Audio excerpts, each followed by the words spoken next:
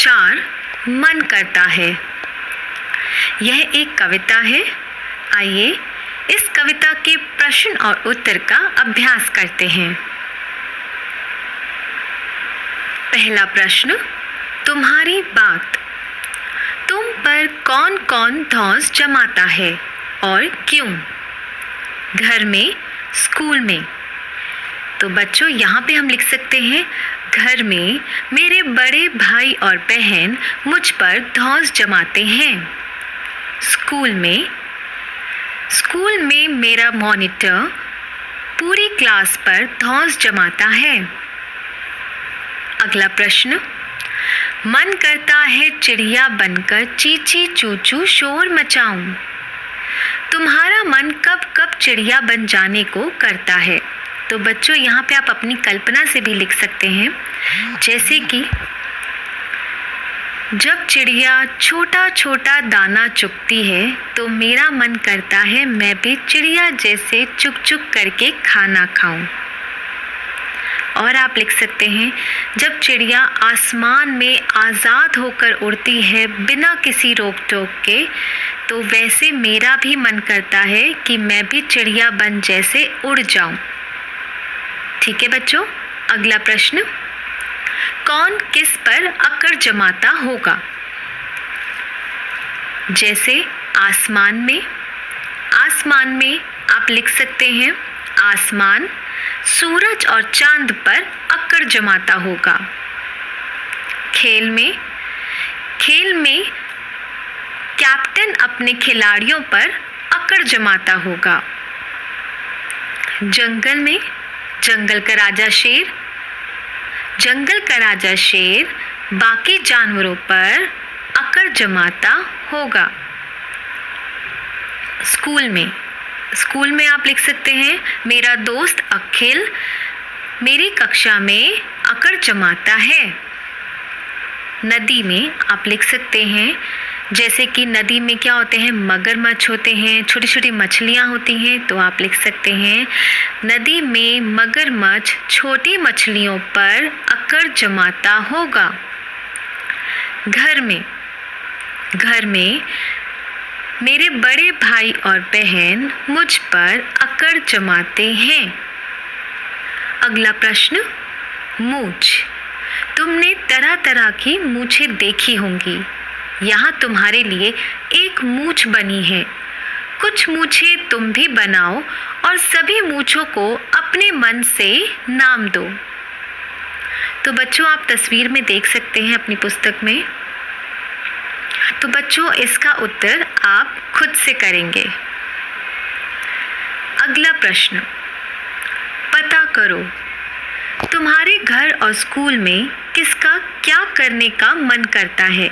लिखो और अपनी सूची अपने साथियों से मिलाकर देखो। तो बच्चों यहाँ पे एक सूची बनानी है, एक तरफ नाम और उसके आगे लिखना है मन करता है। तो बच्चों इस प्रश्न का उत्तर आप अपने शब्दों में लिखने का प्रयास करें। अगला प्रश्न, चलो पतंग बनाएं। सामान तुम्हें चाहिए कोई पतला कागज, झाड़ू की तीलियाँ, गोंद, टेप और कैंची। बच्चों यहाँ पे तरीका दिया गया है किस तरह से हमें पतंग बनानी है। कागज़ को चौकोर काटो, उसमें गोंद या टेप से 2 तिलियाँ चिपका लो, जैसा चित्र में दिखाया गया है। तीली के निचले हिस्से में पूंछ के लिए एक तिकोना टुकड़ा काटकर चिपका दो। पतंग तैयार है।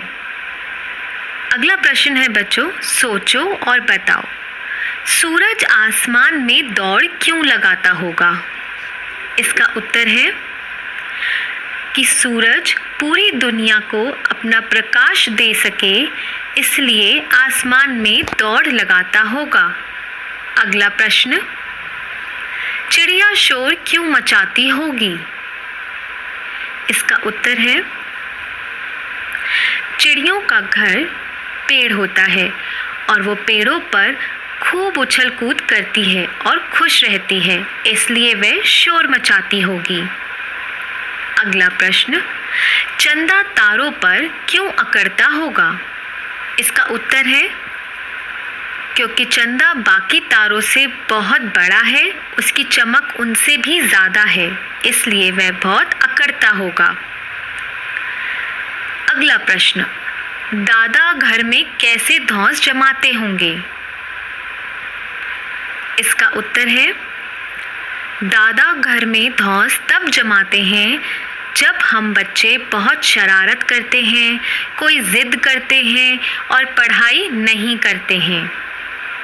अगला प्रश्न, 1 मिनट के लिए आंखें बंद करके बिल्कुल चुपचाप बैठ जाओ। ध्यान से आसपास की आवाज़ें सुनो। अब आंखें खोलो। क्या याद है? तुमने किस किस की आवाज़ सुनी थी?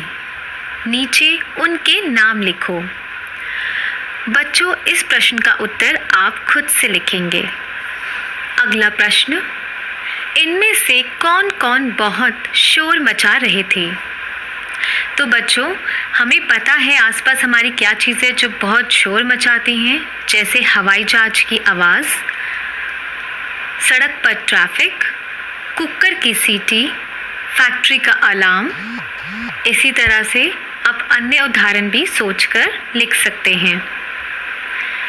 तो बच्चों, यहीं पर हमारा ये पार्ट 4 के प्रश्न उत्तर आप लोग अपनी कॉपी में करिए और करके मुझे सेंड करिए व्हाट्सएप पे, ठीक। और इसका कल प्रैक्टिस बुक हम करवाएंगे। Thank you, have a nice day, bye everyone.